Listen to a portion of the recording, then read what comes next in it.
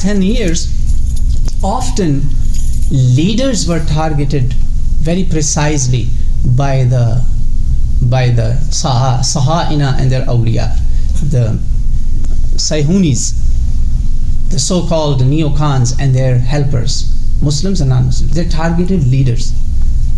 If you watch closely, there were meetings of 30, 40 leaders in one place. That whole meeting, the leaders die.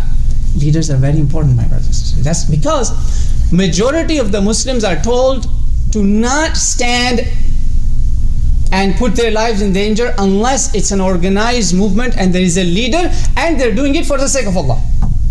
They're doing it for the sake of Allah, not for the hukuma, not for their ighrad al-nafsi, not for their selfish, these are the words scholars have used, I'm translating them, for their selfish desires or the gain of power or dunya. They want to establish the